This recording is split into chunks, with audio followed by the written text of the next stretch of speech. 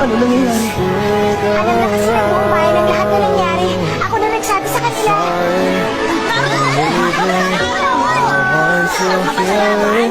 Aray ko, sandali lang. Hindi naman ako itula. Napakasaya ko. Narito.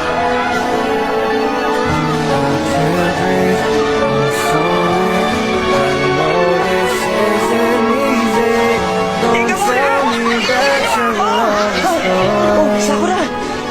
Hindi ka man lang nag-iisip. Walang isip!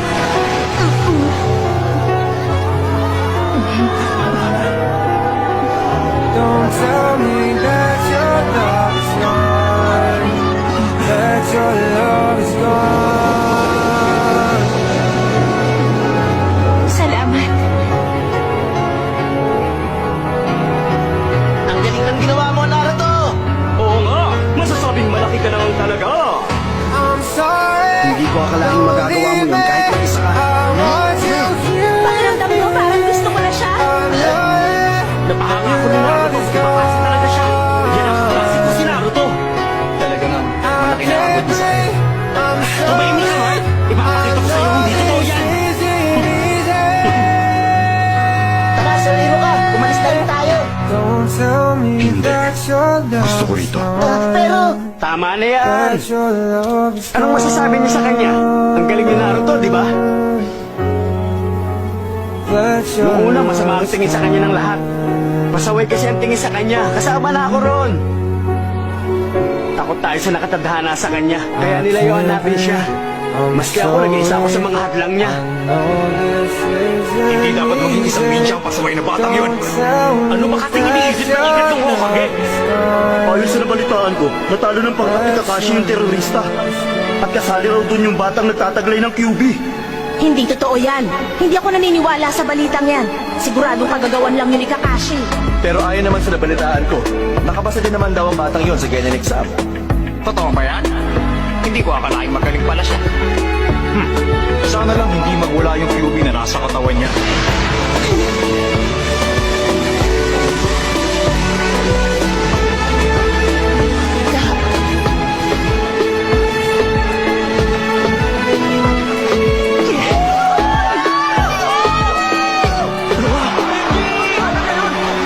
Yun yung batang pasaway, di ba? Nagawa niyang talunin si Yuga? Kahanga-hanga naging laban nilang dalawa. Hindi ko talaga inaasahan na magagawa ng batang yan lumaban ng ganun. Oo, ibang klase pala siya.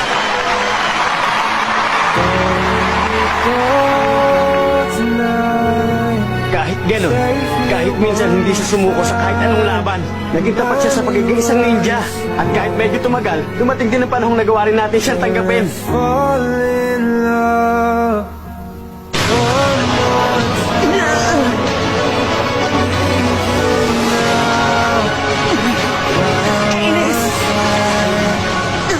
Take me out, turn me down.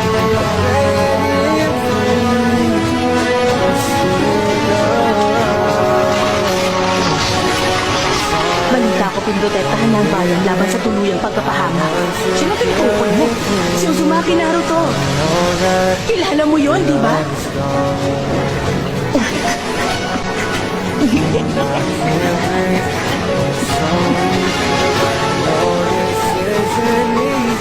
Sa wakas, napili na rin ang ikalimang Hokage.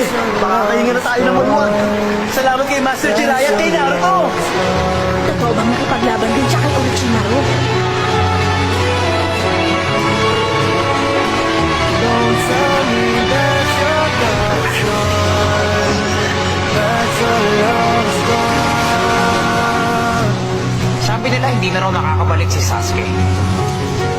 Sana naman hindi masyadong apektado nun si Naruto.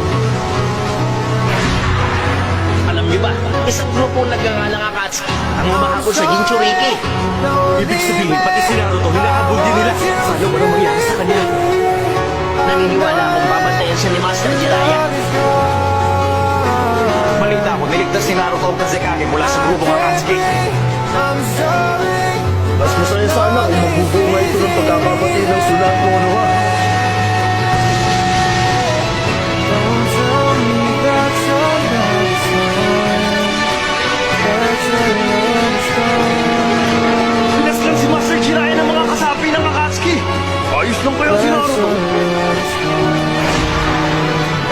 pala ang huling binilinan ni Master Jiraiya. Sana huwag siya mawalan ng loob. Dapat sumugod lang siya ng sumugod kagaya noon. I'm so Ngayon, iba na ang lahat. Nagtitiwala na tayo kay Naruto. Mataas na ang pagtingin natin sa kanya at pinagdarasal na natin siya. Masasabi ko na bago nga niya ang puso at isipan ng maraming tao dito sa bayan natin.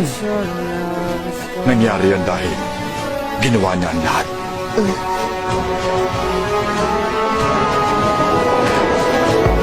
Iro ka!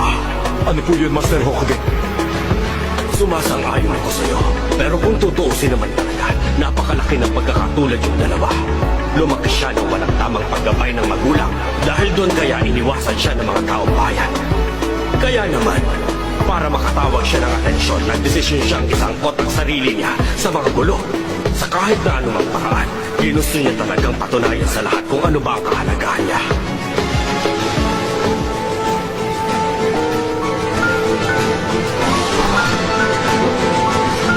Ayon sa narinig ko, ang gusto raw ng ika-4 na Hokage ay ituring ng lahat si Naruto bilang isang bayani.